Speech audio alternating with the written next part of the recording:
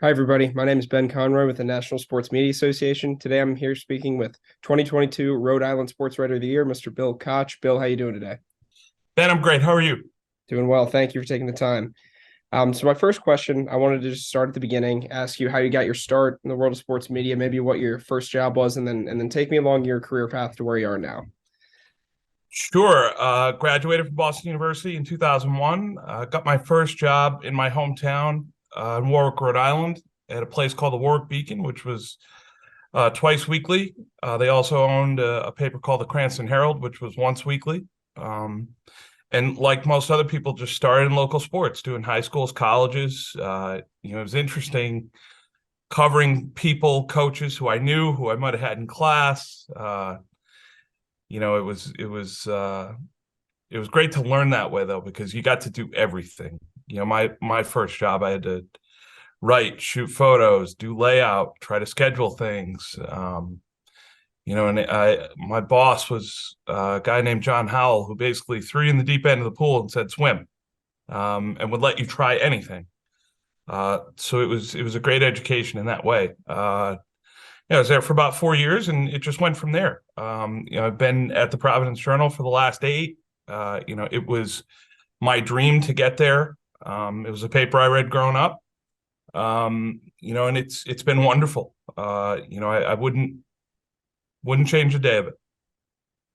Congratulations on your career to this point. It's very impressive. So you mentioned you've spent, a lot of time in the industry in this business. What advice would you have for a young person, maybe a college student looking to get their first job out of college in the world of sports media, or trying to break their way into the industry? What sort of tips would you have? First, don't be afraid to move. Travel light. Uh, if you don't have a significant family commitment when you come right out of college, you don't have a significant relationship, it's the ideal time to get out and explore a little bit. Because the older you get, the more tied down you get with things like family. And, if you buy a house or, you make significant financial commitments along the way, you might be less likely to take a risk, in your 30s and your 40s. So be ready to do that right away. Embrace every assignment that you have, because you never know what it might turn into. I've covered high school athletes who have turned into Olympians, or NFL players or Major League Baseball players. You tend to see them again down the line at some point. So take everything seriously. Do your best on everything. Be professional and present yourself the way you would want someone to cover you. And the day it's not fun, get out.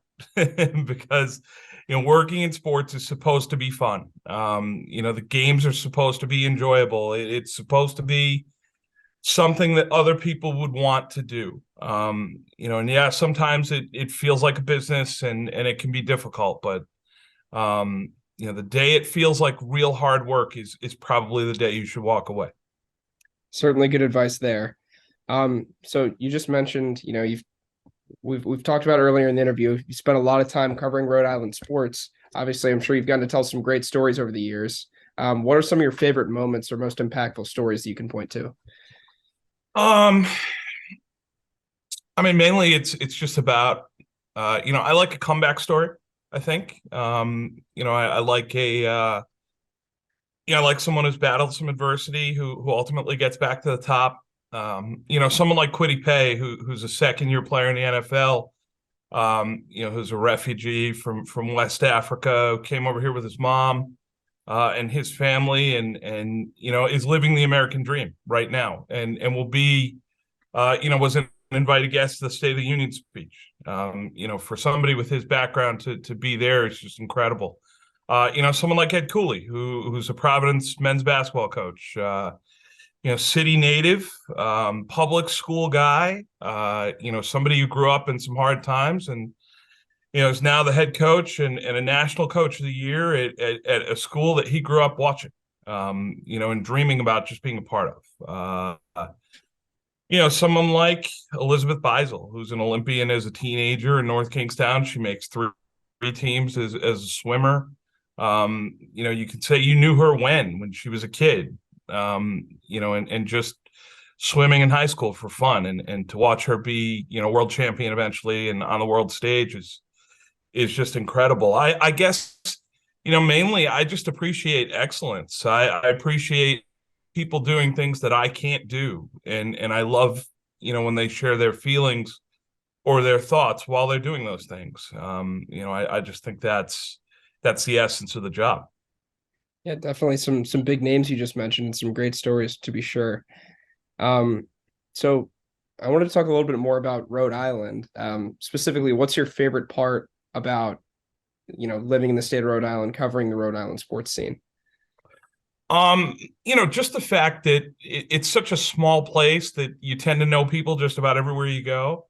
You have those meaningful relationships for a long time. I'm at the point now where, I go out to a high school game and I see kids of friends who I had, in Little League or in high school or, just after college. And it's interesting to catch up with them and, to see how their kids might reflect them, as the next generation. We have great college basketball here, which is always interesting between PC and URI. Obviously Bryant made last year for the first time in Division I and breaking through. Covering Brown gives you a different look at the NCAA through the Ivy League lens. It is so separated from transfer portal and name, image, and likeness and the big business of college athletics. So you get a different view in that way. But some of the better things I've done are, going to the Little League World Series with a Rhode Island team. I've been there a couple times and that's a lot of fun. Just seeing kids play for their community and knowing some people who are in that community, is really interesting. So I guess it's probably the connections that make Rhode Island for me. The fact that you're never too far removed from someone you're covering. Someone who knows someone who knows them. And that makes it a little bit more personal in that way. Absolutely. And you mentioned URI. I'm a Dayton native, so gonna have to go against you in the A10 battle there.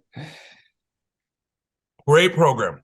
Absolutely. Great program. I've fortunate enough to get out to UD Arena a couple times for games when both teams were really good. And for my money, for the places that I've been, and I haven't been to a place like Kansas or Duke, Carolina, but in terms of the A10, the Big East, places in the Northeast, Dayton is as good as any of them. It has such a great niche in that community as a college basketball program. And I think that's not unlike the sports scene here. They just have such a big share of what goes on in that place. And I think athletics are like that here. We have the pro teams just up the road in Boston, obviously, but you don't know those guys really that well, and they don't live among you, and you might not run into them at the coffee shop or whatever. You could see Ed Cooley out driving tomorrow in East Greenwich having dinner. So it is interesting in that way, and I know you've certainly lived that if you are from Dayton. Yeah, very similar scenes. My next question I wanted to ask about this award. So, as someone who's spent your entire career pretty much, perfecting your craft, finding a way to succeed in this industry, what does it mean to have your work recognized with a Sports Writer of the Year award, especially by your peers? It's incredibly humbling, obviously. No one gets into this to win awards. That's not, that's certainly not why I started. But the fact that it is selected by your peers and here, it's a tight group and it's people I really respect and work with every day and see at games every night. So I'm incredibly humbled to be selected for this. And I really, I appreciate, the fact that someone somewhere along the way saw that I was good or felt like I was good at this. Because I'm my own worst critic for sure. Don't give myself much credit on anything.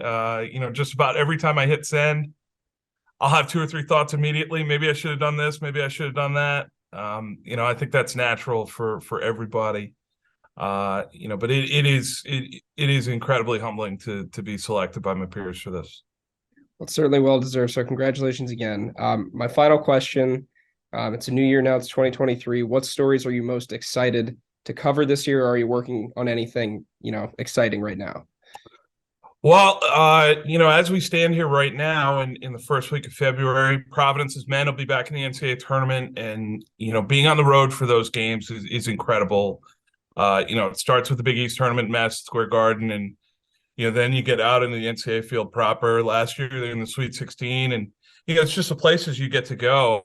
I'd never been to Chicago before last March. I'm looking at the regional sites this year, and then potential Elite Eight sites, and you start to get excited for that sort of thing.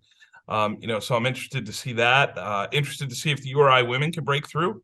They're on a great run. They have a very dynamic coach in Tammy Reese, who played in Final Fours at Virginia and played in the WNBA, and still has that passion of a player that she's put into that program. That was a program that perennially struggled. That's only made one NCAA tournament in their history, and you look at what she has them doing now in the Atlantic 10. It's really impressive. It's a testament to the power of what coaches can do if they are in the right situation. Have a handful of guys who are either in Major League Baseball or, on the precipice of Major League Baseball. Jeremy Pena, the World Series MVP, is from Providence. Guy like James Karinchak, reliever for the Indians, pitched at the Guardians. I'm dating myself. Reliever for Cleveland, he pitched at Bryant. Michael King is a Warwick guy who pitches for the Yankees. So really interested in following their careers, and a few other guys in the minor leagues as well. And just little things like that, little things that you file away, and ultimately one day you'll see a name on social media, or will come into your inbox and you'll say, oh, that's right. Maybe I should catch up with that person and see what's going on with them. And that all goes back to the start, the fact that you've known these people for so long, the fact that you're in a small market like Rhode Island. It gives you that luxury of, being able to reach out to people and reconnect with them later down the line. Certainly, and we all look forward to whatever's coming next. Bill, thank you for taking the time today, and again, congratulations. Thanks, Ben. I really appreciate it.